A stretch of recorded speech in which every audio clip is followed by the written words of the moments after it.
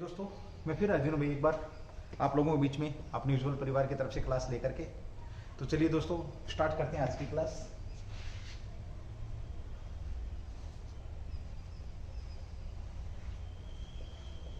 पहला ही क्वेश्चन है, हाँ, अभी हाल ही में एक पोर्टल लॉन्च किया गया है। स्पाइस बोर्ड ने कौन सा पोर्टल लॉन्च किया गया है, यानी कि एक बोर्ड है मसालों का बोर्ड, उसने कौन सा पोर्टल लॉन्च किया गया है। पहला ही क्वेश्चन में सीधी बात करेंगे। आज क्लास थोड़ी सी लेट है, किस कारण की वजह से आप लोगों को पता है। अगर बल्ब जल रहा है तो जरूरी बात है कि लेट क्लास बननी है। यही क्लास आपको सुबह मिल जानी चाहिए थी 9 बजे के करीब या 10-11 बजे के करीब, जो भी था, बट ये अभी लेट मिल रही है आप लोगों को। चलिए कोई बात नहीं। पहला क्वेश्चन आप लोगों के बीच में, स्पाइस बोर्ड ने, कौन से बोर्ड ने भाई, स्पाइस बोर्ड द्वारा, स्पाइस बोर्ड ने कौन सा पोर्टल लॉन्च किया है। कौन सा पोर्टल लॉन्च किया है जो चर्चा में रहा, लॉन्च किया है जो कि क्या रहा आपका चर्चा में। देखिए दोस्तों, एक पोर्टल लॉन्च हुआ है स्पाइस, जैसे कि आप लोगों को पता है मसालों से संबंधित ये आपका पोर्टल रहेगा। मसालों से संबंधित अगर मैं बात करूं, देखिए थोड़ा सा क्लास फास्ट रही हुई। मसालों से संबंधित अगर मैं बात करूं तो देश जो भारत है, सबसे ज्यादा मसालों का निर्यातक, या मैं ये कहूंगी दुनिया में सबसे ज्यादा आपूर्ति मसालों की भारत करता है। और भारत के प्रत्येक राज्य में मैं ये कहूं 1 या 2 से ज्यादा मसालों को, 1 या 2 मसाले, मतलब हर राज्य कोई ना कोई मसाला यहाँ पर क्या कर रहा है, उत्पाद कर रहा है। और ऐसा इसलिए संभव है क्योंकि जो जलवायु विविधता है भारत के अंदर, जो मौसम की विविधता है, जो भूमि या ये मैं कहूं जो भौगोलिक परिस्थिति, वो इस प्रकार की कि यहाँ पर मसाले बहुत ज्यादा हो रही हैं। और याद हो आप लोगों को, ये तो मैं बता ही दूंगा कौन जारी कर रहा है ये सारी चीजें, याद हो आपको, भारत के अंदर मध्यकालीन भारत की अगर हम बात करते हैं तो जो पूर्वी देश, जो पश्चिमी देश, पूर्वी देशों की तरफ जो आए थे, वो केवल और केवल मसालों का व्यापार करने के लिए आए थे। और भारत में पहला बंदा वास्को डी गामा, पुर्तगाली जो नागरिक था वास्को डी गामा, भारत में मसालों के लिए यहां पर पहुंचा था। और यहां से मसालों की अगर मैं बात करूं तो यहां से जो वो पहला जहाज भर के लेके गया था मसालों का, उसे अपने यात्रा व्यय काट करके 60 गुना मुनाफा हुआ था। और जब वहां पर उसने पुर्तगाल की जो राजधानी थी लिस्बन, और जब 1 या 2 जहाज वो यहां से लेकर के गया, उन जहाजों में जब गर्म मसाले लेकर के गए, यहां से काली मिर्च वगैरह लेकर के गया, फेमस थी काली मिर्च, मसाले लेकर के गए, वहां जब वो पहुंचा तो एक समय ऐसा आया, सिर्फ मसालों की वजह से पुर्तगाल को यूरोप की वाणिज्य राजधानी के नाम से जाना जाने लगा। ये भी बात है, ये थोड़ा सा हिस्ट्री का था, थोड़ा टच कर रहा हूं, आप लोगों को पता होना चाहिए। इसकी बात करते हैं, स्पाइस बोर्ड ने अभी कौन सा पोर्टल लॉन्च किया है, तो ध्यान रखेंगे भाई। देखिए ये है आपका spice exchange India, spice exchange India portal. सीधा सा पूछ लेगा कि स्पाइस एक्सचेंज इंडिया पोर्टल किसके द्वारा लॉन्च किया गया है, तो ये स्पाइस बोर्ड के द्वारा लॉन्च किया गया है। और ये स्पाइस बोर्ड आपका किस मंत्रालय के अंदर आता है, तो वाणिज्य मंत्रालय के अंदर आता है भाई, वाणिज्य मंत्रालय। कौन से मंत्रालय के अंदर आता है आपका, वाणिज्य मंत्रालय के अंदर आता है। ये भी आप लोगों को पता होना चाहिए। केंद्रीय वाणिज्य उद्योग मंत्रालय भी कह सकते हो आप, इसको पूरा लिख लो, उद्योग मंत्रालय भी, केंद्रीय वाणिज्य व उद्योग मंत्रालय के अंडर ये आपका क्या करता है, काम करता है। साथ ही में बात करूं वाणिज्य, केंद्रीय वाणिज्य और उद्योग मंत्रालय के मंत्री कौन है, ये बड़ा शानदार क्वेश्चन रहेगा भाई आप लोगों के लिए। तो ये भी आप लोगों को पता होना चाहिए कि मंत्री कौन है अभी, ठीक है भाई। ओके, चलिए इसके अगर हम मंत्री की बात करते हैं तो आपको पता है पीयूष गोयल साहब है। पीयूष गोयल साहब क्या है, इसके मंत्री हैं। और ये जो आपका स्पाइस बोर्ड है, ये किस मंत्रालय के अंदर काम करता है, वाणिज्य मंत्रालय, या कह सकते हैं वाणिज्य व उद्योग मंत्रालय के अंदर काम करता है। और इस स्पाइस बोर्ड ने एक पोर्टल लॉन्च किया गया है, इसके द्वारा एक लॉन्च किया गया है। तो पोर्टल कौन सा आपका, स्पाइस एक्सचेंज इंडिया जो पोर्टल है, वो पोर्टल यहां पर क्या किया गया है, लॉन्च किया गया है। ये आप लोगों को पता होना चाहिए भाई, ठीक है। ओके, ये पोर्टल करेगा क्या, भारतीय मसालों निर्यातकों और खरीदारों के बीच मिलन स्थल के रूप में काम करेगा। ये क्या करेगा, ऑनलाइन सिस्टम की अगर मैं बात करूं तो देखिए, भारत के जो मसाले बेचने वाले निर्यातक, भारत मैंने बताया आपको विश्व का सबसे बड़ा निर्यातक देश की अगर हम बात करते हैं मसालों का, विश्व का सबसे बड़ा निर्यातक अगर हम बात करते हैं, निर्यातक की अगर हम बात करते हैं तो वो कौन सा आपका, भारत है भाई। भारत है। मसालों का निर्यातक की बात करें और प्रत्येक जो राज्य के अंदर क्या है, कोई ना कोई मसाला होता ही होता है। क्वेश्चन ये है, आप लोग हरियाणा से हैं तो मुझे बताएंगे कि हरियाणा में कौन सा मसाला सबसे ज्यादा पैदा होता है। हरियाणा में मसाला, हरियाणा में कौन सा मसाला सबसे ज्यादा पैदा होता है, ये आप लोगों को पता होना चाहिए। चलिए भाई, डाउट करेंगे लहसुन या हल्दी, है ना, कौन सी चीज पैदा होती है यहाँ हरियाणा के अंदर, कौन सा मसाला पैदा होता है, थोड़ा सा हिंट दे दिया मैंने आप लोगों को, ठीक है। ओके, चलिए ये क्या करेगा भाई, ये सुविधा प्रदान करेगा, व्यापारियों को सुविधा प्रदान करेगा, सुविधा, या कह सकते हो आप मिलन स्थल, यहाँ पर किसका, खरीदार और जो निर्यातक और जो आपके जो खरीदार हैं उनके बीच में, यानी कि बेचने वाले और खरीदार के बीच में क्या करेगा, मिलन का काम कराएगा या मिलाने का काम करेगा, यानी कि एक किस्म से कह सकते हैं इसके माध्यम से जो मसाला खरीदने वाले जो देश हैं वो इस पोर्टल के माध्यम से भारत के जो व्यापारी हैं मसालों के, उनसे बात करेंगे, उनसे अपना विचार विमर्श करेंगे, जो भी उन्हें मसाला चाहिएगा, क्या सारी की सारी सुविधा वहां पर, भाव की है, कौन सा मसाला है, कब क्या, एक्सपोर्ट इंपोर्ट, सारी की सारी चीजें यहाँ पर आपकी ये होने वाली है भाई, ठीक है। ओके, भारत में अगर मैं बात करूं, अगला देखिए, ये समझ गए आप, अगला आपका भी भारत में मसालों का व्यापार, मसालों का जो व्यापार है, मसालों का व्यापार कितने प्रतिशत है, अगर मैं व्यापार की बात करूं, मसालों का योगदान कितने प्रतिशत है निर्यात में, भारत में निर्यात में भी, ठीक है, तो कितना प्रतिशत है, 41% हिस्सा, यानी कि भारत का। ये एक बड़ा अच्छा क्वेश्चन है कि भारत से जो बाहर निर्यात किया जा रहा सब कुछ आ गया यहाँ पर, उसमें निर्यात तक जितना सामान मान लिया, आपका 1 अरब रुपए का हमने निर्यात किया एक साल में, भगवान करे ऐसा हो, 1 अरब डॉलर का करे, 1 अरब जो भी रहे, उसमें कितनी प्रतिशत मसालों की भागीदारी है निर्यात में, तो आपकी 41% भागीदारी रहती है भाई, भागीदारी रहती है। आप देख लो कितनी प्रतिशत भागीदारी और क्या कुछ कर रहा है भाई, ठीक है। ओके, चलिए अब हम बात करते हैं, देखिए कुछ मसालों को राष्ट्रीय अंतरराष्ट्रीय में उच्चतम मूल्य, उदाहरण के लिए अगर मैं बात करूं तो जो आपका सबसे महंगा मसाला की अगर मैं बात करूं तो केसर का जो मसाला है आपका केसर है, केसर क्या है, सबसे महंगा कह सकते हो आप भाई, महंगा है, और इसे क्या दिया गया था, जीआई टैग इसको मिला हुआ है, जीआई टैग इसे मिला हुआ है, क्या मिला हुआ है इसे भाई, जीआई टैग।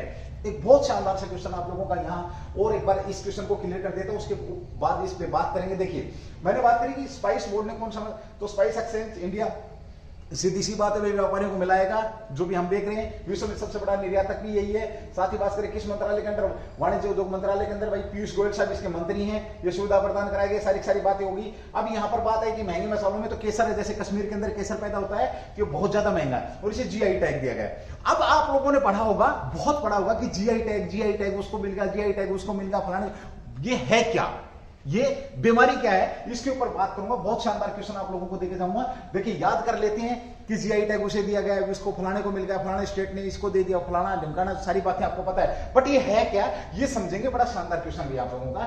तो जीआई टैग होता क्या है, देखिए इसकी मैं बात करूं, देखिए जीआई टैग ऐसा होता है, आप इसको देसी भाषा में समझें कि हरियाणा के महेंद्रगढ़ में बाजरा सबसे ज्यादा पैदा हो रहा है, बाजरा सबसे ज्यादा पैदा हो रहा है, उसको टैग दे दिया जाएगा भाई ये बाजरा सिर्फ केवल महेंद्रगढ़ में ही सबसे बढ़िया पैदा होता है, या महेंद्रगढ़ भौगोलिक स्थिति के आधार पर किसी विशेष मसाले को या किसी को भी एक टैग दे दिया जाता है कि भाई ये वहां पर पैदा होता है, और लीगल तौर पर वो ये बात करता है। चलिए एक बार इसको समझेंगे। देखिए जीआई टैग होता क्या है, इसके ऊपर एक बार हम बात कर लेते हैं। ज्योग्राफिकल इंडेक्स, इसको क्या बोलेंगे हम, ज्योग्राफिकल इंडेक्स टैग, इंडिकेशन कह सकते हो आप, इंडिकेशन टैग, ये क्या आपका जीआई टैग का पूरा नाम क्या होगा, ज्योग्राफिकल इंडिकेशन टैग हो गया भैया आप लोगों का, ठीक है। किसी उत्पाद को उसको मूल क्षेत्र से जोड़ता है, ये करता क्या है, किसी उत्पाद को, जैसे मैंने अभी उदाहरण दिया कि महेंद्रगढ़ में बाजरा, तो किसी उत्पाद को क्या करता है, उसके मूल, जहां पर वो पैदा हुआ, मूल क्षेत्र से जोड़ता है भाई, ठीक है। उसमें क्षेत्र का भी नाम होता है और जगह का भी नाम होता है, ये इसका मुख्य काम है। यानी कि ज्योग्राफिकल इंडेक्शन टैग, यानी कि किसी उत्पाद को उसके मूल क्षेत्र से ये क्या करता है, जोड़ता है। ये भी आप लोगों को पता होना चाहिए भी। ये कहते हैं कि भौगोलिक संकेत, चलो इसको आप लोग समझ चुके हैं भाई, ठीक है। ओके, चलिए आगे बात करते हैं। जीआई टैग है क्या? देखिए, भौगोलिक संकेत पंजीकरण संरक्षण एक्ट, ये जो जीआई टैग है ये दिया गया एक्ट पूछ लेगा, तो इसमें आ जाएगा आपका, देखिए, भौगोलिक संकेत, हिंदी में लिख रहा हूं भाई मैं, भौगोलिक संकेत पंजीकरण संरक्षण, बहुत शानदार है भाई ये एक्ट। अगर एक्ट पूछ ले, क्योंकि अभी पुराना क्वेश्चन होगा ना, जीआई टैग उसको मिलेगा, तो ये कौन सा आपसे पूछेगा सीधा, जीआई टैग किस एक्ट के तहत दिया जाता है? तो भौगोलिकल संकेत पंजीकरण संरक्षण एक्ट 1999 के तहत आपका क्या दिया जाता है? ये जीआई टैग दिया जाता है। ये भी आप लोगों को पता होना चाहिए भाई, ठीक है। ओके, इसे प्राप्त करने के लिए क्या करना पड़ता है भाई? इसे प्राप्त करने के लिए क्या करना पड़ता है? अप्लाई करना पड़ता है। इसको प्राप्त करने के लिए क्या करना पड़ता है? मांग करनी पड़ती है। नंबर 1, मांग करनी पड़ती है भाई कि भाई हमें होना चाहिए, हमारे को मिलना चाहिए। दूसरा क्या है? रजिस्ट्रेशन भी इसके लिए करना पड़ता, तब जाकर के गवर्नमेंट ये जीआई टैग देती है। तब जाकर के गवर्नमेंट क्या करती है भाई? जीआई टैग देती है। यहां पर फिर समझेंगे एक बार, बात करें हमने जीआई टैग होता क्या है। देखिए, ज्योग्राफिकल इंडिकेशंस टैग किसी उत्पादन को उसके मूल क्षेत्र से जोड़ता है जहां पर वो ज्यादा या अच्छी क्वालिटी का पैदा होता है। ये किस एक्ट के तहत दिया जाता है? तो भौगोलिक संकेत पंजीकरण आपका संरक्षण एक्ट 1999, और पहली बार जब दिया गया है, ये बड़ा अच्छा क्वेश्चन है ना। ओके, ये किसके अंदर आता है ये एक्ट? ये आंतरिक व्यापार वाणिज्य उद्योग मंत्रालय के अंतर्गत आता है। पहले ये भी नोट कर ले, किसके अंदर आता है? आंतरिक व्यापार वाणिज्य उद्योग मंत्रालय के अंदर आपका ये अंडर ये आता है। ये भी आप लोगों को पता होना चाहिए। इसका जो जीआई टैग जो आपको दिया जा रहा है, जीआई टैग कहां से मिलता है? तो ये इसका जो हेडक्वार्टर कहां पर है? चेन्नई के अंदर भाई। हेडक्वार्टर की बात करें तो कहां पर है आपका? ये चेन्नई के अंडर है। ये भी आप लोगों को पता होना चाहिए। ओके, जीआई टैग वस्तुओं को विश्व में क्या कराता है? पहचान कराता है। ये भी आप लोगों को सीधा से क्वेश्चन करेगा कि विश्व में वस्तुओं को पहचान कौन कराता है? तो ये भी आपका जीआई टैग कराता है भाई। टैग क्या कराता है? आपका पहचान कराता है। ये भी आपको पता होना चाहिए। हाँ, ये बड़ा अच्छा क्वेश्चन है कि जीआई टैग कितने वर्ष के लिए दिया जाता है? जीआई टैग देखो दोस्तों, जीआई टैग मिल गया तो लाइफ टाइम नहीं होता। जीआई टैग कितने वर्ष के लिए दिया जाता है? बड़ा शानदार क्वेश्चन है आप लोगों का। तो जीआई जो टैग है ये 10 वर्ष के लिए दिया जाता है। कितने वर्ष के लिए भाई? 10 वर्ष के लिए दिया जाता है। ये भी आप लोग ध्यान रखेंगे, कितने वर्ष के लिए? 10 वर्ष के लिए दिया जाता है। सबसे पहले जो जीआई टैग था, वेरी मोस्ट इंपोर्टेंट क्वेश्चन है। सबसे पहले आपको जो जीआई टैग दिया गया था 2004 में भी, 2004 में दार्जिलिंग की, वेस्ट बंगाल की, 2004 में वेस्ट बंगाल की, देखिए मैं शॉर्टकट में लिख रहा हूं, वेस्ट बंगाल की या दार्जिलिंग की जो चाय है, चाय को ये पहली बार दिया गया। ठीक है, किसको दिया गया? चाय को पहली बार दिया गया। और सबसे बड़ी बात यह है कि सबसे ज्यादा जीआई टैग किसके पास है? तो कर्नाटक के पास में। कर्नाटक के पास वर्तमान में सबसे ज्यादा जीआई टैग, और कुल कितने हैं? 42 है। देखिए दोस्तों, हमने बात करी थी मसालों के स्पाइस एक्सचेंज पोर्टल, जो इंडिया पोर्टल को लेकर के हमने यहां पर बात करी थी। वाणिज्य मंत्रालय के अंदर आता है। वाणिज्य मंत्री आपके पीयूष गोयल साहब हैं।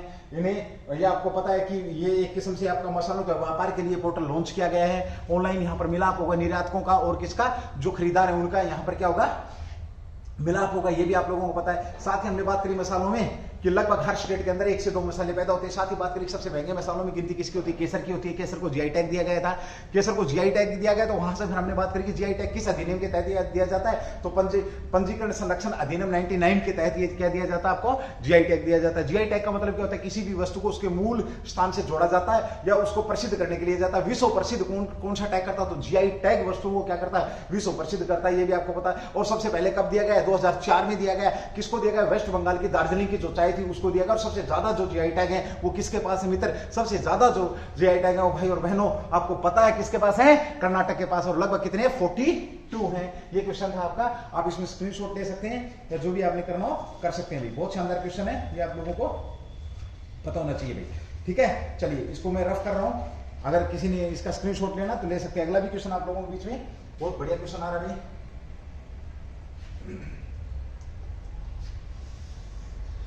इंक जम जाती है, इस वजह से थोड़ा सा इसको रफ करने में टाइम लग जाता है। ये भी आप लोगों को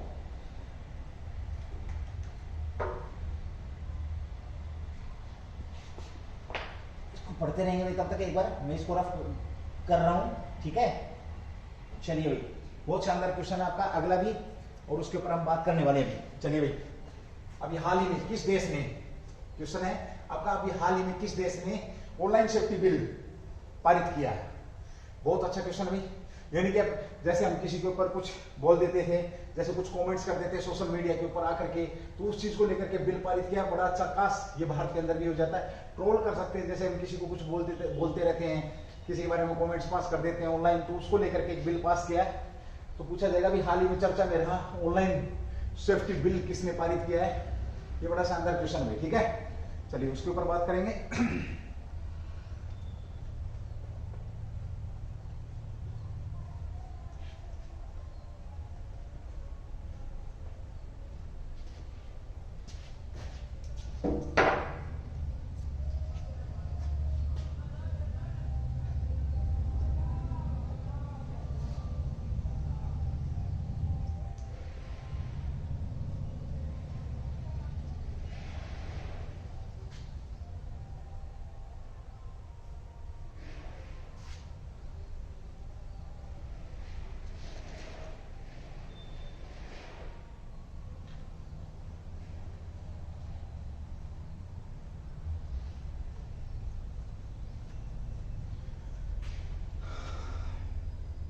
देखिए भैया, आपकी एक आधी अगर मिनट खराब हो रही है तो आप जो ये इसमें आपका मैं एक आधा मिनट ले रहा हूं, इसको आप स्किप कर सकते हैं, बट थोड़ा सा ध्यान से, क्वेश्चन नहीं निकलना चाहिए, ये आप लोगों को बस पता होना चाहिए भाई, ठीक है।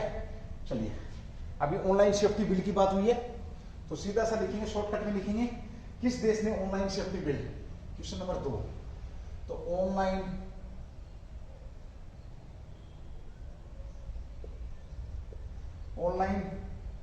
सेफ्टी बिल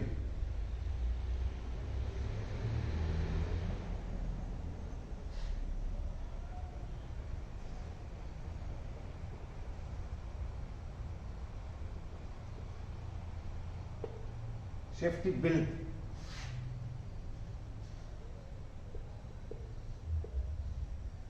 थोड़ी दिक्कत हो रही है भाई, तो गिला होगा ना, ज्यादा नहीं लिखोगे, बस ये थोड़ी देर में सूख जाएगा आपका, तो फिर ये वापस आ जाएगा। देखिए, अभी हाल ही में चर्चा में रहा ऑनलाइन सेफ्टी बिल किस देश के द्वारा लागू किया गया है, तो सीधा सा आंसर रहेगा आप लोगों का। तो आंसर की अगर मैं बात करूं तो आंसर है सीधा सा ऑस्ट्रेलिया के द्वारा ये बिल आपका क्या किया गया, अभी हाल ही में लागू किया गया है। किसने लागू किया भाई? ऑस्ट्रेलिया ने इस बिल को लागू किया है। ये भी बात आप लोगों को पता होनी चाहिए भाई।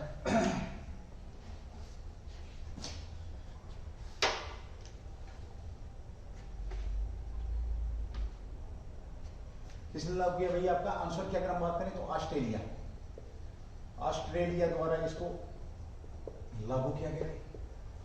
कब लागू किया गया है इस बिल को? तो 23 जनवरी को भी, 23 जनवरी 2022 को इस बिल को लागू किया गया। ये भी आप लोगों को पता होना चाहिए, ठीक है। ऑनलाइन ऑस्ट्रेलिया में जो बिल एक अधिनियम है, वयस्कों को ऑस्ट्रेलिया में ऑनलाइन बुलिंग या धमकाने के मामलों की रिपोर्ट को अनुमति देता है। ये बिल क्या करता है? देखिए, आपका ऑस्ट्रेलिया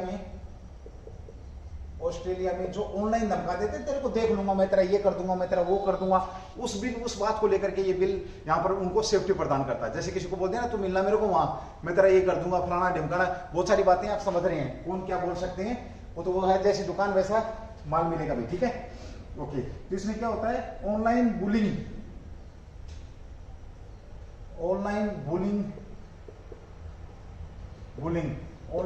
या धमकाने के मामलों की रिपोर्ट भाई, की रिपोर्ट से संबंधित है। ये आप लोगों को पता है, की रिपोर्ट से संबंधित है, ओके। इसमें ई safety commissioner Julie invent grant को करने की अनुमति देता है, ठीक है, ओके। इसमें ये आप लोगों को पता है, या तो देखो, अगर ऑनलाइन किसी ने किसी को धमकाया तो वहां पर ये इसके ऊपर केस हो सकता है। देसी भाषा में बात करूंगा मैं भाई, ठीक है। ऑस्ट्रेलिया ने इसको इस सेफ्टी बिल के नाम से, ऑनलाइन सेफ्टी बिल के नाम से निकाला है। या तो 24 घंटे में उसको हटा देगा, अदरवाइज उसके ऊपर जुर्माना होगा। तो उसे चेतावनी दी जाएगी, 24 जो घंटे हैं, 24 घंटे में क्या करना पड़ेगा? उस सामग्री को 24 घंटे में उस पोस्ट को, सामग्री को हटाना पड़ेगा। आपत्तिजनक हटाना पड़ेगा। यानी कि अगर किसी ने मतलब आपत्ति जताई कि ये मेरे खिलाफ है, जैसे फॉर एग्जांपल कोई किसी को बोल दिया तो रिपोर्ट करेगा कि इसने मेरे ऊपर ये बात बोली है, तो 24 घंटे के भीतर भीतर उसको ये जो आपत्तिजनक सामग्री हटानी पड़ेगी। अदरवाइज उन्हें जुर्माना हो सकता है। अगर नहीं हटाएगा तो कितना जुर्माना होगा, 5,000 यूएस डॉलर का क्या होगा भाई, यूएस डॉलर का जुर्माना होगा। जुर्माना यानी काटक दिया रोक भाई, ठीक है। उड़ गया पंछी, करो अब तुम ट्रोल एक दूसरे को। ऑस्ट्रेलिया ने बहुत भयंकर ये काम कर दिया, ये आप लोगों को पता है, ठीक है। चलिए अब एक बार थोड़ी सी ऑस्ट्रेलिया की बात करें। ऑस्ट्रेलिया की बात करूं उससे पहले ऑस्ट्रेलिया के एक और बहुत शानदार सा क्वेश्चन घूम रहा है आपका, यहां पर बस इतनी बात करेंगे। ऑनलाइन सेफ्टी बिल किसने, ऑस्ट्रेलिया ने 23 जनवरी 2022 को इसका ऑनलाइन जो ट्रोलिंग है, आप कह सकते हो ऑनलाइन जो धमकाने वाली जो बुलिंग वाली बात है, उसके खिलाफ ये सेफ्टी प्रदान करता है। अगर कोई 24 घंटे के अंदर उस सामग्री को नहीं हटाएगा तो 55,000 जो भी है आपका 5 लाख आपका 55,000 यूएस डॉलर जुर्माना उसको देना पड़ेगा। ये था भाई आपका क्वेश्चन नंबर 3। अगला, ये क्वेश्चन नंबर 2 था। अगला क्वेश्चन आप लोगों का देखिए, अभी हाल ही में किस देश ने आदिवासी ध्वज के कॉपीराइट खरीदा है? हाल ही में किस देश ने आदिवासी ध्वज का कॉपीराइट खरीदा? आदिवासी ध्वज का कॉपीराइट खरीदा, यानी कि अधिकार खरीदा। कॉपीराइट कह सकते हो, कॉपीराइट किसने खरीदा है? तो जैसे मैंने बोला कि ऑस्ट्रेलिया से जुड़ा एक और क्वेश्चन है, तो आंसर जो तेज स्टूडेंट है, तेज का मतलब जो सुन रहे हैं अच्छे से बैठ करके, जिनका ध्यान मेरी तरफ है, उन्हें पता लग गया है कौन है। ऑस्ट्रेलिया या कंगारुओं का जो देश है, इसी ने क्या किया भाई, ऑस्ट्रेलिया को लेकर के मैं बात करूं, लिथियम का सबसे बड़ा निर्यातक कह सकते हो, सबसे बड़ा आपूर्ति कराता विश्व के अंदर, वो भी जो कि बहुत ज्यादा, वही है ऑस्ट्रेलिया ये, ठीक है। और ऑस्ट्रेलिया ने आदिवासी ध्वज के कॉपीराइट खरीदे, ये भी आपको पता लगा। ऑनलाइन सेफ्टी बिल भी इसी ने दिए, ये भी आप लोगों को पता है, ठीक है भाई। चलिए बात करेंगे, एक आदिवासी जो ध्वज है उसको लेकर के बात करें। आदिवासी जो ध्वज है इसको बनाया किसने था? तो ये आदिवासी कलाकार थे भाई, एक आदिवासी कलाकार हैं। आदिवासी कलाकार कौन थे? तो ये हैं आपके हेराल्ड थॉमस ने, हेराल्ड पूछ लेगा, हेरोल्ड थॉमस द्वारा विरोध स्वरूप बनाया था 1971 में, विरोध छवि के रूप में बनाया था। कब बनाया था? 1971 में विरोध छवि के रूप में, विरोध छवि के रूप में बनाया था। और अभी हाल ही में ऑस्ट्रेलिया ने क्या किया है, इसे खरीद लिया है, इसके अधिकारों को क्या कर लिया, अभी खरीद लिया है। ये भी आप लोगों को पता होना चाहिए भाई, ठीक है, ओके। ये जो ऑस्ट्रेलियाई जो ध्वज था, ये आदिवासियों का प्रतिनिधित्व करता था, ये भी आप लोगों को पता होना चाहिए। चलिए अब हम बात करते हैं थोड़ी सी ऑस्ट्रेलिया को लेकर के बात करूं। देखिए बहुत शानदार सी बात है, आपका जो ऑस्ट्रेलिया दक्षिण गोलार्ध महाद्वीप का देश है, आपका ऑस्ट्रेलिया कहां का देश है? आपका दक्षिण गोलार्ध महाद्वीप के अंतर्गत आता भाई, दक्षिण गोलार्ध महाद्वीप के अंदर आता है ऑस्ट्रेलिया। सबसे आपका सबसे छोटा महाद्वीप है भाई, छोटा महाद्वीप अगर पूछे तो ये भी यही है भाई, आपका सबसे छोटा महाद्वीप अगर पूछे तो यही है। और सबसे बड़ा, ध्यान से सुनेंगे भाई, सबसे बड़ा द्वीप अगर पूछे तो सबसे बड़ा द्वीप कौन है आपका? तो ये भी ऑस्ट्रेलिया ही है, ऑस्ट्रेलिया।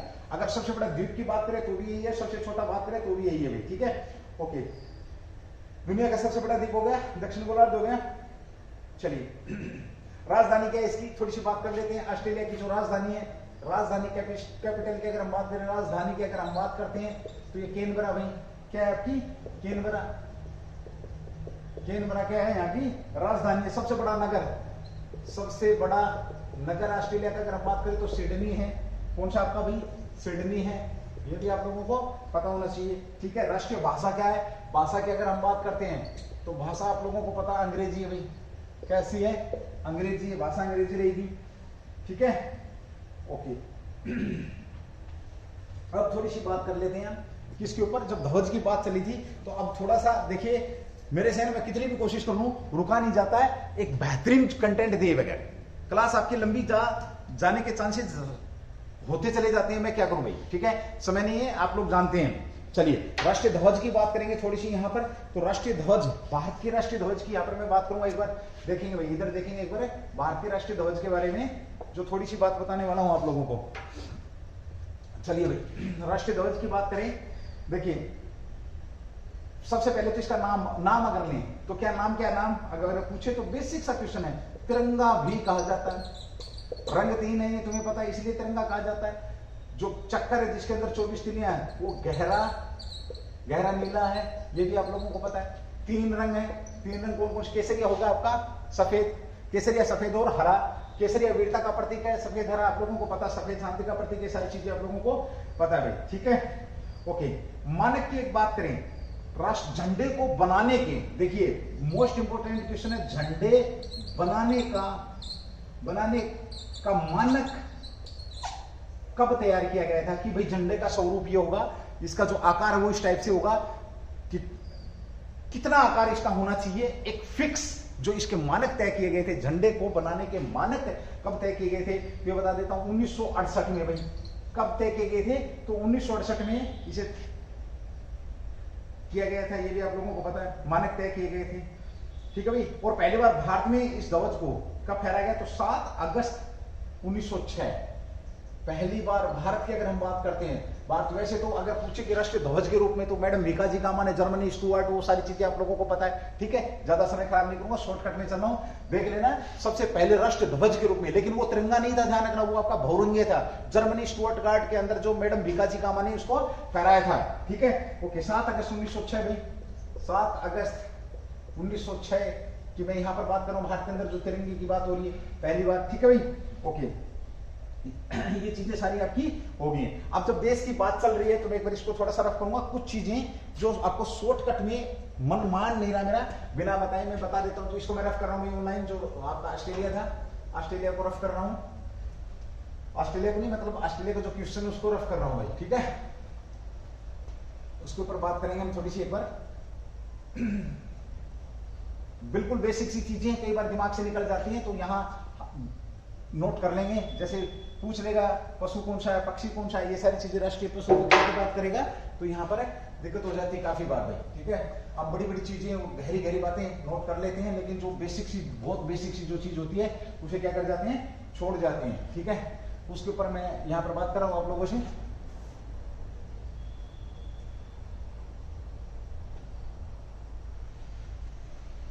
चलिए भाई, पशु, राष्ट्रीय पशु की बात करूं, राष्ट्रीय पशु क्या आपका बाघ है। विरासत पशु भाई, विरासत पशु आपका हाथी है। हाथी मोर के तौर पे प्रतीक में भी यूज हुआ था। पक्षी की बहुत बात करूं, पक्षी आपका मोर है, ये भी आपको पता है भाई, ठीक है। पुष्प की बात करें, पुष्प आपका राष्ट्रीय, ये सारा क्या आपका राष्ट्रीय की बात कर रहा हूं भाई मैं। राष्ट्रीय पशु हो गया, राष्ट्रीय पक्षी हो गया, राष्ट्रीय आपका पुष्प हो गया। कमल भाई क्या हो गया आपका, कमल हो गया। वृक्ष की अगर हम बात करते हैं, वृक्ष आपका क्या हो जाएगा, बरगद हो जाएगा भाई, वृक्ष बरगद हो जाएगा। फल की अगर हम बात करते हैं, फल आपका आम हो जाएगा, राष्ट्रीय फल। साथ ही बात करें खेल की, तो खेल आपका क्या हो जाएगा, हॉकी हो जाएगा भाई, हॉकी हो जाएगा, ठीक है। और साथ ही बात करें हम किसकी भाई, आपका जो पांचांग है, तो शक संवत, शक संवत आपका क्या है, राष्ट्रीय पांचांग। राष्ट्रीय पांचांग की अगर हम बात करते हैं तो ये आपका, ये यहां एक क्वेश्चन आप लोगों के लिए छोड़ो, राष्ट्रीय वाक्य क्या है, भारत का राष्ट्रीय वाक्य क्या है, ये आप लोग मुझे बताएंगे, ठीक है भाई। चलिए, बड़ा शानदार क्वेश्चन था आप लोगों का, ये हो चुका है अभी।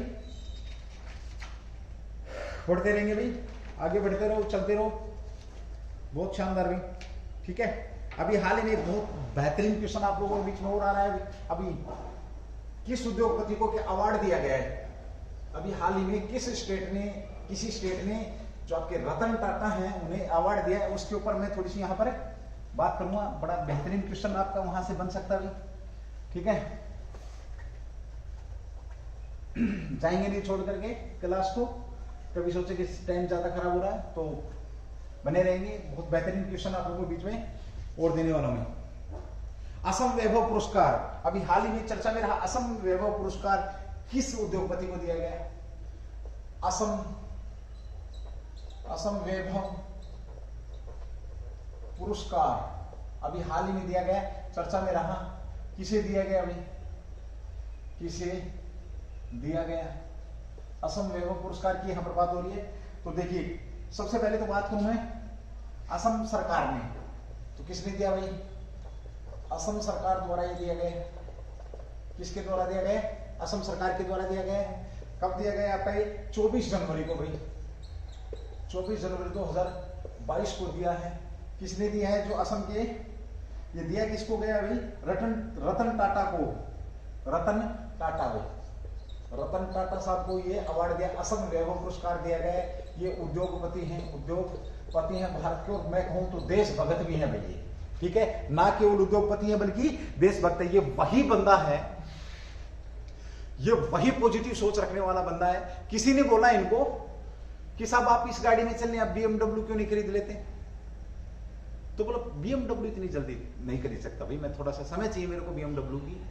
अरे बोले इतनी बड़ी उद्योगपति BMW गाड़ी नहीं खरीद पा रहे? तो उसने पता क्या बोला? बोला BMW गाड़ी की बात कौन कर रहा है भाई, मैं कंपनी की बात कर रहा हूं। उन्होंने बोला थोड़ा बड़ी कंपनी है तो थोड़ा और मेहनत करनी पड़ेगी मुझे। आप सोच देखिए बंदे की, बंदे ने, किसी ने बोला कि आप सब इतने बड़े व्यापारी, आप BMW क्यों नहीं खरीदते? तो उसने बोला कि बड़ी कंपनी है, थोड़ा समय लगेगा। मतलब गाड़ी की बात नहीं कर रहा बंदा सीधी बात कर रहा है कि मैं कंपनी ही खरीद लूंगा, और पॉसिबल करता है। ये वही बंदा है जिसने, जो लोग बाइक नहीं खरीद सकते तो उनके लिए यहां, हालांकि वो ज्यादा चली नहीं, बट फिर भी इसने अपनी तरफ से देशभक्ति दिखाई, और वो आपकी जो नैनो कार थी वो यही लेकर के आने वाले थे, यही लेकर के आए थे नैनो कार को, जिसमें एक फैमिली लाख रुपए या 1.25 लाख रुपए, या उसकी मेरे ख्याल में किस्त, अगर मैं एग्जैक्ट बात करूं तो 700-800 रुपए किस्त थी उसकी, और उसे ले सकते थे। आम आदमी की पहुंच में उसने गाड़ी को करने वाला है बंदा यही है, ठीक है भाई। चलिए बात करें। ओके, रतन टाटा को असम वैभव प्रदान किया गया है, और ये असम सरकार का सर्वोच्च है। असम वैभव जो पुरस्कार है ये असम सरकार का भाई, किसका? असम सरकार का सर्वोच्च पुरस्कार है। कैसा है? सर्वोच्च पुरस्कार है ये, जो किसको दिया गया है अभी हाल ही में? रतन टाटा साहब को दिया गया है। कब? 24 तारीख को, ये भी आप लोगों को पता है। कार्यक्रम कहां पर आयोजित हुआ? ये गुवाहाटी के अंदर कार्यक्रम आयोजित हुआ। अभी गुवाहाटी के अंदर कार्यक्रम, व्यक्तिगत रूप से साहब नहीं थे वहां पर, अपने रतन टाटा साहब दिया गया है। किसने दिए हैं? देखिए हेमंत बिस्वा ने, मुख्यमंत्री हेमंत बिस्वा। सीएम कौन है? हेमंत, इतना ही लिखूंगा मैं, है ना, हेमंत BS, इसको ब्रैकेट में दे दिया, ठीक है भाई, तो समझ गए आप लोग। तो जो सीएम साहब है असम के, हेमंत, उन्होंने 23 जनवरी 2021 वर्ष के लिए असम वैभव पुरस्कार की क्या करी थी? घोषणा करी थी 2021 के लिए, ठीक है। 23 जनवरी को, कौन सी? 23 जनवरी को 2021 के पुरस्कार की घोषणा करी, और 24 तारीख को ये पुरस्कार दे दिए गए। ये भी आप लोगों को पता होना चाहिए। असम वैभव पुरस्कार की बात हो रही है, ठीक है। दूसरा 7वें पुरस्कार दिया इन्होंने, असम गौरव, ये पुरस्कार भी दिया किसने? इसी पुरस्कार के साथ, और साथ ही असम वैभव हो गया आपका, असम गौरव पुरस्कार भी यहां पर दिया भी, और साथ असम सौरभ पुरस्कार भी दिया। असम सौरभ, ये 3 प्रकार के यहां पर इन्होंने पुरस्कार दिए, ये आप लोगों को पता होना चाहिए, ठीक है। ओके, थोड़ी सी रतन टाटा की बात करें तो 1990 से 1912 तक टाटा एंड सन्स के पूर्व अध्यक्ष, ये टाटा एंड सन्स के पूर्व अध्यक्ष हैं। 1990 से 2012 तक क्या थे ये? अध्यक्ष। किसके अध्यक्ष थे भाई? टाटा एंड सन्स के अध्यक्ष रहे हैं। अक्टूबर 2016 से फरवरी 2017 तक, 2016 से और फेब 2017 तक समूह के अध्यक्ष के साथ साथ अंतरिम अध्यक्ष भी रहे। समूह के अध्यक्ष के साथ साथ ही कह रहे अंतरिम अध्यक्ष रहे। और सबसे बड़ी बात यह भाई 2008 में टाटा साहब को, रतन टाटा साहब को क्या दिया गया है?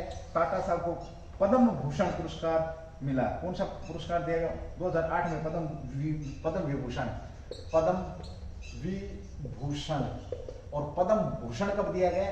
तो यह दिया गया है 2000 में इनको क्या दिया गया था? पद्म भूषण पुरस्कार से पद्म भूषण पुरस्कार से नवाजा गया था रतन टाटा साहब को। देशभक्त को सलाम है भाई, इन्हें बहुत मेरी तरफ से भगवान करे ऐसे हमारे देश पैदा होते रहे और देश का भला होता रहे। यहाँ पर हमने बात करी असम वैभव, अभी हाल ही में दिया गया, ये चर्चा का विषय रहा, ये भी आप लोगों को पता होना चाहिए ही चाहिए भाई, ठीक है। चलिए अगला क्वेश्चन भी बहुत बढ़िया बेहतरीन क्वेश्चन आप लोगों के बीच में आ रहा है भाई।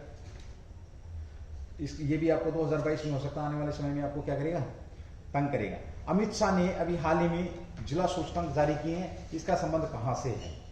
बड़ा बढ़िया क्वेश्चन है भाई।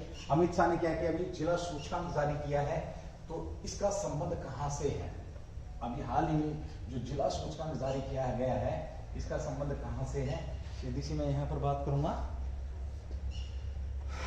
कुछ क्लास लेट ज्यादा हो गई है भाई, ठीक है।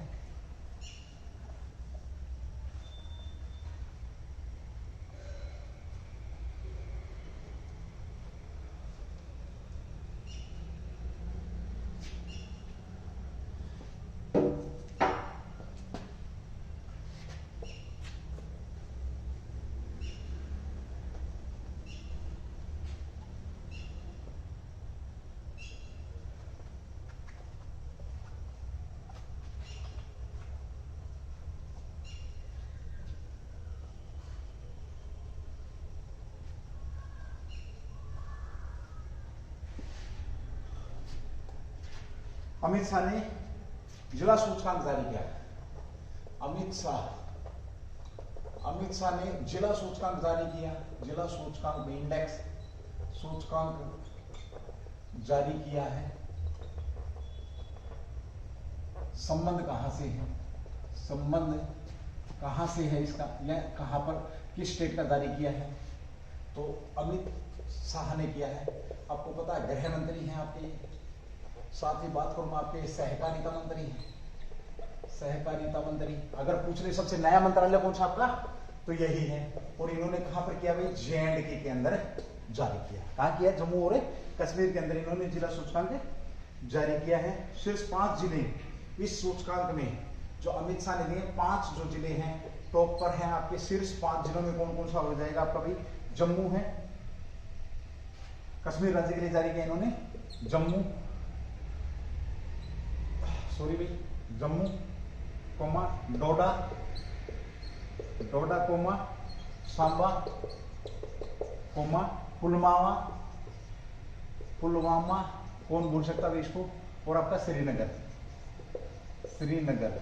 इस पुलवामा ने पाकिस्तान को अपनी औकात दिखवा दी। अगर ना वो घटना होती पुलवामा वाली, ना वो गद्दार जो कमीना पाकिस्तान कुछ हरकत करता है, और ना ही हमें सर्जिकल स्ट्राइक करते, पूरे विश्व लेवल पे उसकी किरकिरी हुई। चलिए कोई बात नहीं भाई, वो बोलते हैं ना जो गिदड़ की मौत आती है तो शहर की तरफ है भागता है। तो ये 5 जिले शीर्ष पर रहे हैं, अमित शाह ने ये जारी किया है, ये भी आप लोगों को पता होना चाहिए। इस सूचकांक में यह सूचकांक 48 संकेत भाई, सॉरी 58 संकेतों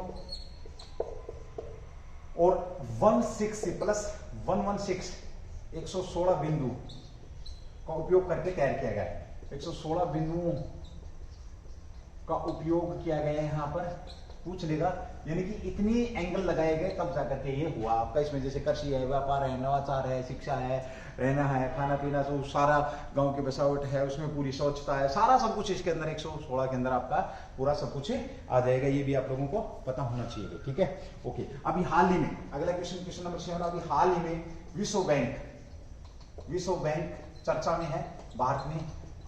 विश्व बैंक भारत में किस राज्य को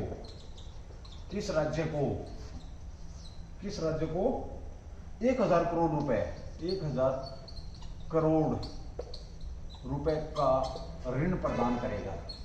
क्या करेगा, ऋण प्रदान करेगा। सीधा सा आंसर लिख देता हूं इसका आंसर रहेगा आपका, विश्व बैंक ने अभी हाल ही में तो किसके लिए भी, वेस्ट बंगाल के लिए 1000 करोड़ रुपए दिए जाएंगे। किसके लिए, वेस्ट बंगाल के लिए इतने देगा। और क्यों देगा भाई, वेस्ट बंगाल को बहुत ज्यादा जरूरी, इसने 400 कार्यक्रम चला रखे हैं, लगभग कितने 400 कार्यक्रमों में ये खर्च करेगा भाई। ये पैसा क्या होगा आपका, खर्च करेगा। जन कल्याण कह सकते हो आप, या जो जीवन का जो स्तर है उसको ऊंचा उठाने के लिए ये आप लोगों के बीच में किया जा रहा है, ठीक है। ये आप लोगों के बीच में कर्जा दिया जा रहा है। अगला क्वेश्चन भी आप लोगों का, क्वेश्चन नंबर 8 आपका जो आज का रहेगा वो रहेगा भाई आप लोगों का भारत की दर 2021-2022 में भारत की विकास दर कितनी रहने वाली है सीधा पूछे। अभी हाल ही में किसने जारी किया ये? आईएमएफ के अनुसार। किसके अनुसार भाई? आईएमएफ के अनुसार। तो यहां पर हम बात करें, देखिए इसने आईएमएफ ने विश्व आर्थिक आउटलुक, वर्ल्ड इकोनॉमिक आउटलुक जारी किया। किसने भी? अंतरराष्ट्रीय मुद्रा कोष आईएमएफ। आपको पता अंतरराष्ट्रीय मुद्रा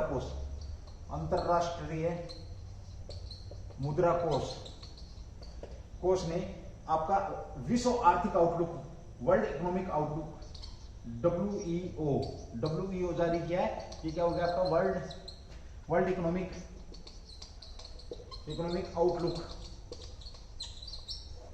आउटलुक जारी किया है। और इस रिपोर्ट के अनुसार 2021 में 2000 वृद्धि दर की अगर हम बात करें तो 2021 में 5.9% से घटकर 2022 में कितनी हो जाएगी? 2022 में आपकी ये रह जाएगी 4.4%। कितनी हो जाएगी आपकी? 5.9 से घट करके। देखिए यहां पर वर्ल्ड इकोनॉमिक जो आपका आईएमएफ है, भारतीय अंतरराष्ट्रीय मुद्रा कोष ने एक जारी किया, आपका वर्ल्ड इकोनॉमिक आउटलुक जारी किया। उसके अनुसार क्या किया गया भाई? यहाँ पर इसने 2021 में जो हमारी मुद्रा थी, जो वृद्धि दर थी 5.9% थी, उससे घट करके कितनी हो जाएगी आपकी? 4.4% हो जाएगी। और ये आंकड़े आते जाते रहते हैं और मैं बहुत बार आप लोगों को बड़े शानदार क्वेश्चन यहाँ पर करवाता रहता हूँ। ये भी आप लोगों को पता होना ही चाहिए भाई। चलिए दोस्तों, ज्यादा कुछ बात करेंगे नहीं। आज बहुत लेट क्लास मिल रही है आप लोगों को, उसके लिए माफी चाहूंगा। Thank you. जय हिंद, जय भारत।